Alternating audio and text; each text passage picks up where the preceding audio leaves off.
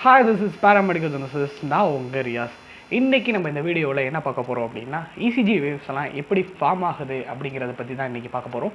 ஏற்கனவே cardiac ஃபிசியாலஜியில் 4 video போட்டிருக்கோம். அந்த 4 வீடியோ பார்த்தா தான் இந்த வீடியோ புரியும். ஸோ அந்த 4 வீடியோ பார்த்துட்டு இந்த வீடியோவுக்கு வாங்க. ஸோ அப்புறம் இன்னொன்று சொல்கிறேன், நிறைய பேர் புதுசாக கமெண்ட் செக்ஷனில் கமெண்ட் பண்ணுறீங்க, ரொம்ப சந்தோஷமாக இருந்துச்சு. இது மாதிரி இனி ஒரு வீடியோலையும் கமெண்ட் பண்ணுங்கன்னு கேட்டுக்கொள்கிறேன். இப்போ வீடியோக்குள்ளே போகலாம்.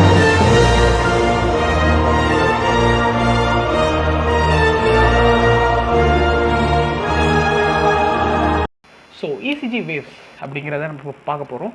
இதை நம்ம எப்பவும் போல் நம்மளுடைய ஹார்ட் ஒன்று வரைஞ்சிருவோம்.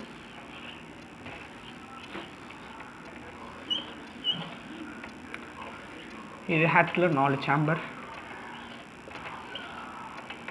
ஸோ இந்த இடத்துல ஒரு கேப் விட்டுக்கும். இதுதான் ஏவி நோட். ஸோ நம்ம போன வீடியோவில் என்ன பார்த்தோம் அப்படின்னா, கார்டியாக் சைக்கிளில் நடக்கக்கூடிய ஒவ்வொரு ஸ்டேஜ்லேயும் எந்த மாதிரியான வெக்டர்ஸ் ஃபார்ம் ஆகுது அப்படிங்கிறத பற்றி பார்த்தோம். அதை ஒரு ரீகேப் பண்ணிக்குவோம், அப்போ தான் இந்த வீடியோக்குள்ளே நம்ம போக முடியும். ஸோ இது SA நோட். SA நோடு வந்து இம்பல்ஸை ஜென்ரேட் பண்ணுறதுனால ஏட்ரியல் டீபோலரைசேஷன் ஆகுது. அந்த ஏட்ரியல் டீபோலரைசேஷனோட வெக்டர் வந்து டவுன்வர்ட் லெஃப்ட்வர்ட் பொசிஷனில் ஒரு பாசிட்டிவ் வெக்டர் இருக்கும். ஸோ இது டீபோலரைசேஷன் வெக்டர் எல்லாமே ஒரு பாசிட்டிவ் வெக்டர் அப்படிங்கிறத தெரிஞ்சுக்கணும். ஒரு பாசிட்டிவ் வெக்டர் கிரியேட் ஆகும். அது பிறகு அந்த இம்பல்ஸ் வந்து ஏவி நோடு வழியாக வென்ட்ரிக்கிள்ஸ்க்கு ஜென்ரேட் ஆகும். ஏவி நோடு வந்து ஒரு ஸ்பெஷலைடு செல் ஃபார் ஸ்லோ கண்டக்ஷன் சொல்லியிருக்கேன். அது மட்டும் இல்லாமல் ஒரு டைனி டிஷ்யூவாக இருக்கிறதுனால அங்கே எலக்ட்ரிக்கல் ஆக்டிவிட்டியை வந்து பிக் பண்ண முடியாது. ஸோ அங்கே எலக்ட்ரிக்கல் ஆக்டிவிட்டி பிக் பண்ண முடியாதனால ஹார்ட் எலக்ட்ரிக்கலி சைலன்ஸாக இருக்கும். ஸோ அங்கே எலக்ட்ரிக்கலி சைலன்ஸ். அதுக்கப்புறம் பர்கிஞ்சி ஃபைபர்ஸ் ஃபார்ம் ஆகும். பர்கிஞ்சி ஃபைபர்ஸ் தான் வென்ட்ரிக்கிள்ஸ்க்கு வந்து இம்பல்ஸை எடுத்துகிட்டு போகுது. ஸோ இந்த வென்ட்ரிக்கிள்ஸில் வந்து 3 வகை டீபோலரைசேஷன் 3 ஸ்டேஜில் நடக்கும். ஃபஸ்ட்டு வந்து septal depolarisation. Septal depolarisation vector வந்து ஒரு பாசிட்டிவ் வெக்டர். அது வந்து பாசிட்டிவ் வெக்டராக இருக்கும், ஆனால் வந்து ஹை வெலாசிட்டியில் இருக்கும்.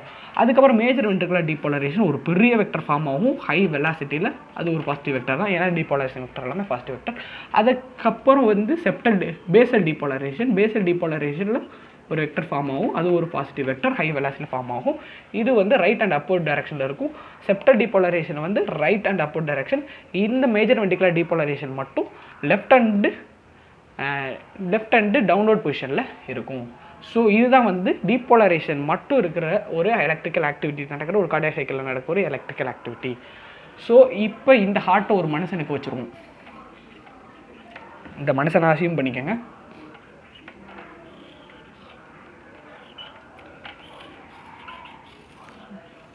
இந்த மனுஷன் தான் நான் வச்சுக்குவோம். ஹாப்பியாக இருக்காப்புல. நிறைய பேர் புதுசாக கமெண்ட் செக்ஷனில் கமெண்ட் பண்ணனால ஹாப்பியாக இருக்காப்புல. இந்த மனுஷனுக்கு நம்ம 2வது லெக்சரில் சொன்ன அந்த கேல்வனாமீட்டர் எக்ஸ்பெரிமெண்ட்டாக பண்ணுவோம். இதுதான் வந்து கேல்வனாமீட்டர்.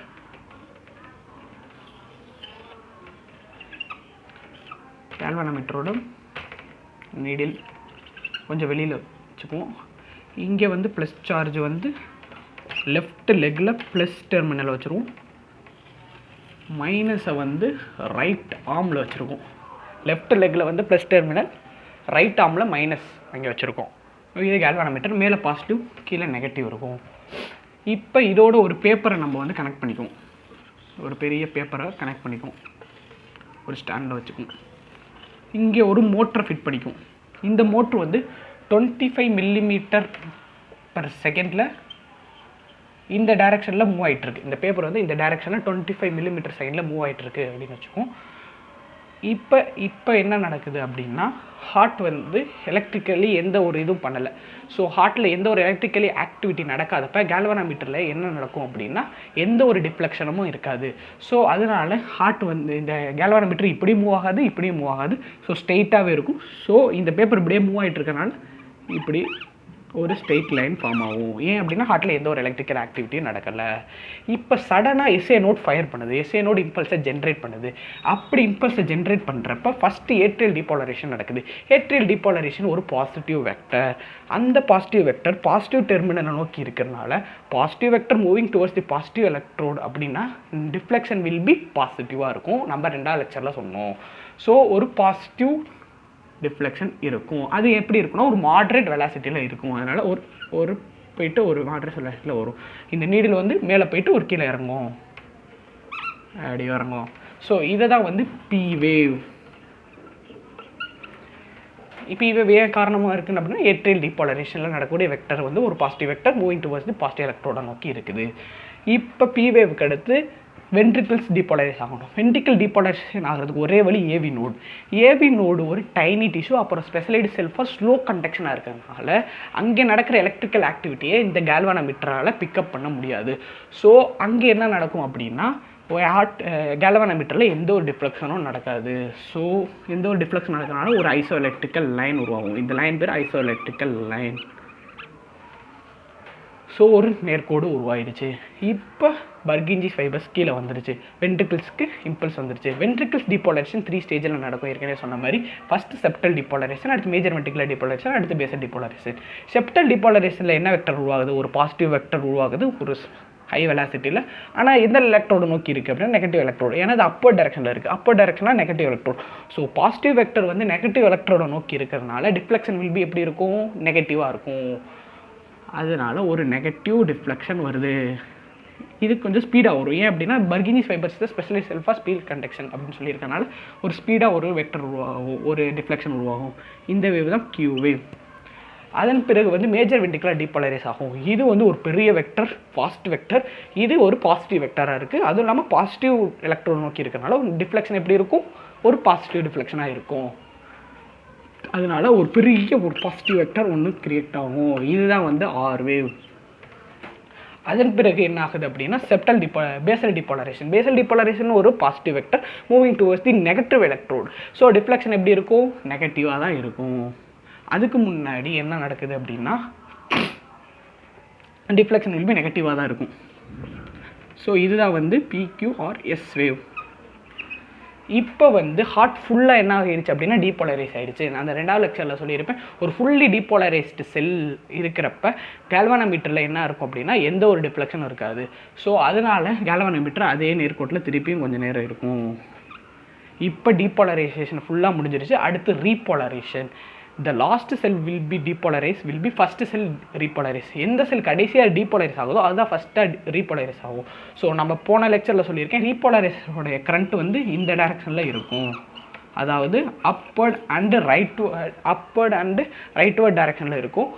அது வந்து எந்த எலக்ட்ரோன் நோக்கி இருக்குது? லெஃப்ட் நெகட்டிவ் எலக்ட்ரோன் நோக்கி இருக்குது. அது மட்டும் இல்லாமல் ரீபோலரைசேஷன் வெக்டர் ஒரு நெகட்டிவ் வெக்டர்.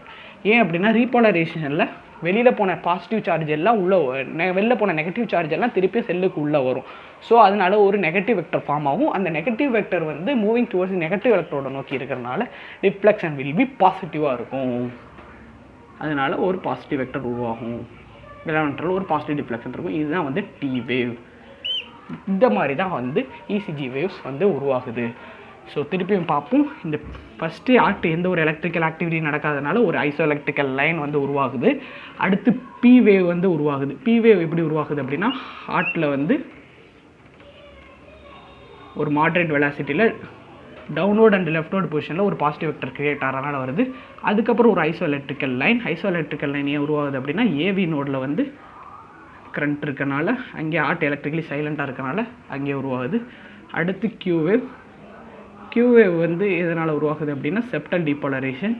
அடுத்து ஆர் வேவ் வந்து மேஜர் வென்ட்ரிகுலர் டீபோலரைசேஷன். அடுத்து எஸ் வேவ் ஏன் உருவாகுது அப்படின்னா பேசல் டீபோலரைசேஷன்.